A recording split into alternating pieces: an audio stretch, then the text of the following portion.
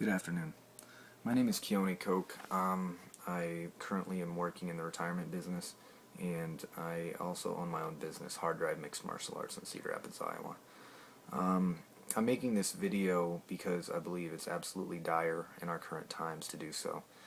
I voted for Barack Obama in 2008. I voted on him based on his campaign promises to end the war in Iraq, to close Guantanamo Bay, to repeal the Patriot Act, and essentially restore our civil liberties and freedoms to us. I was duped into believing this, I believe, because he was a young, charismatic, well-spoken speaker who was essentially the exact polar opposite of what was in office previously in the Bush administration.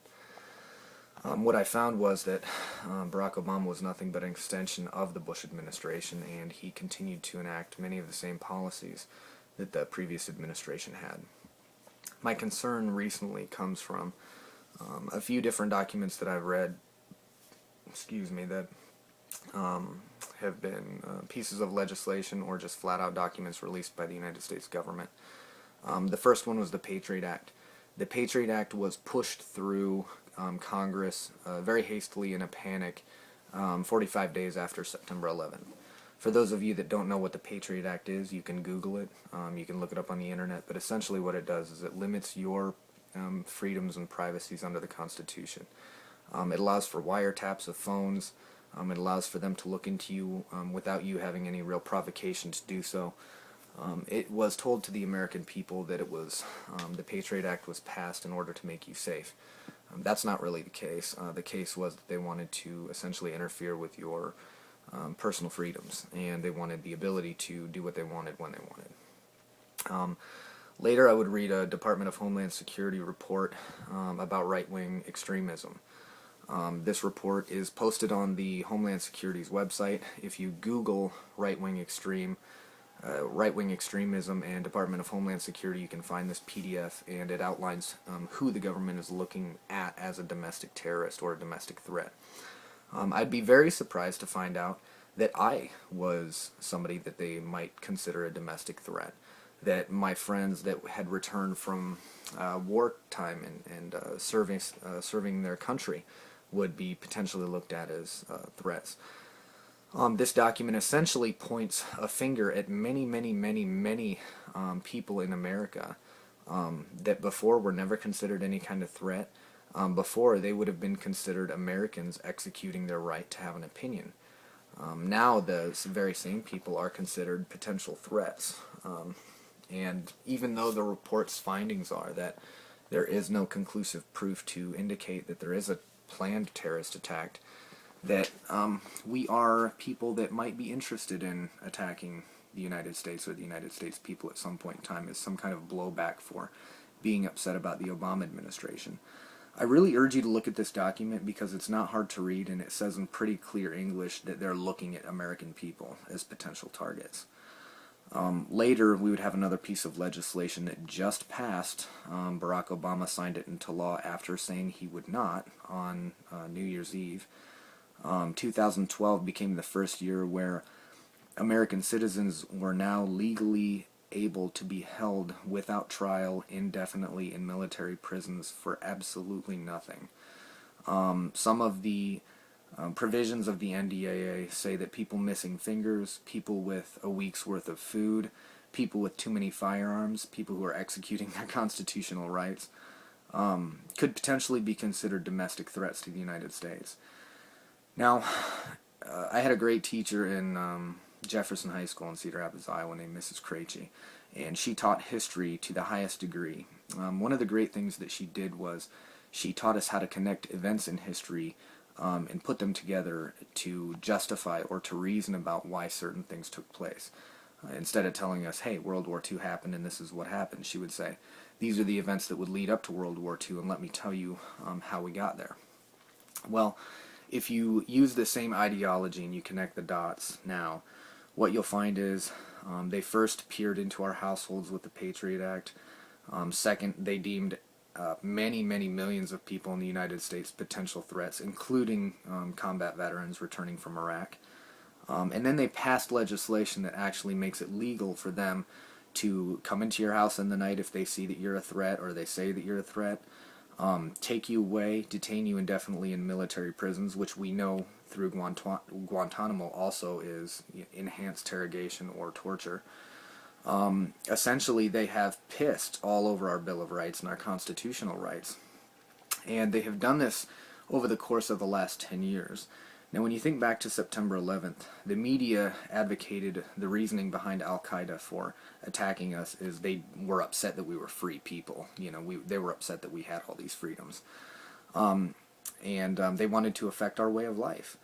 If that's the case, then the United States government has been aiding Al-Qaeda in making sure that that mission is complete, because our lives have been affected. I, for the first time as a law-abiding United States citizen, can now be considered a terrorist and shipped off to a camp somewhere indefinitely until they decide to let me go.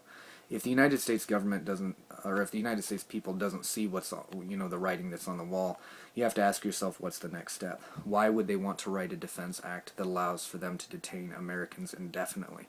Why would Barack Obama be allowing drone strikes on American citizens, killing them without having even a trial, like Timothy McVeigh or Jeffrey Dahmer or any other evil person had?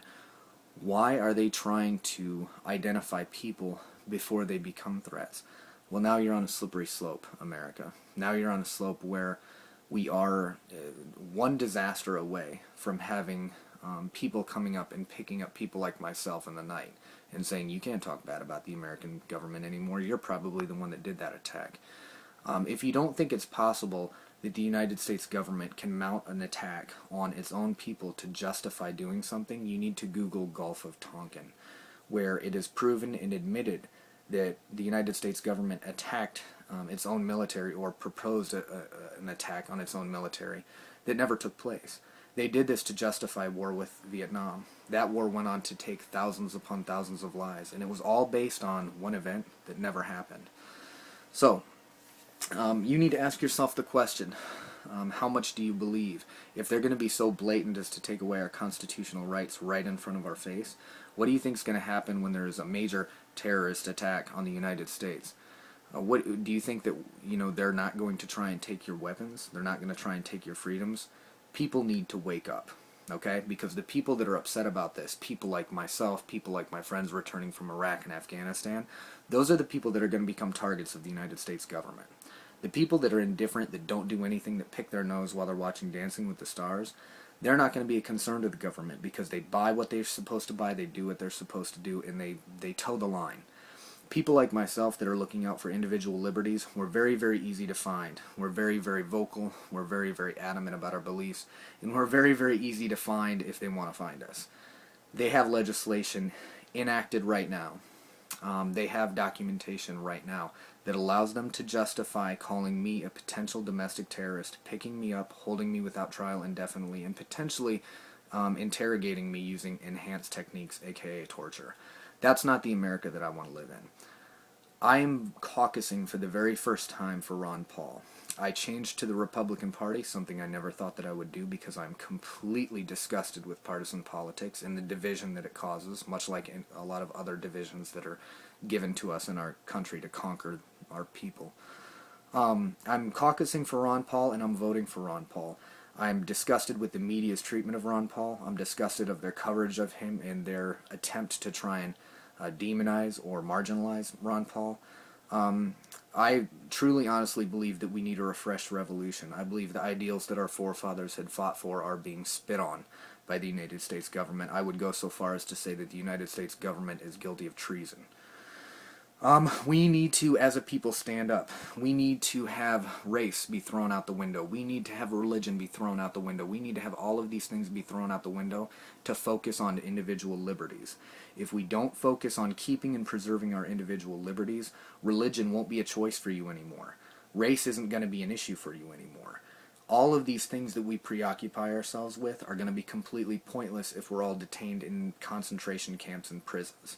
And if you think that we're not at a point in history where that could happen, I would urge you to look the social conditions up of pre-Nazi Germany in the 30s, because the United States right now completely mirrors pre-Nazi Germany in every way, shape, or form, and we're going down that slippery slope. I would urge you to caucus and vote for Ron Paul. I wish you a happy new year, and I hope we can get out of this mess together. Thanks for your time.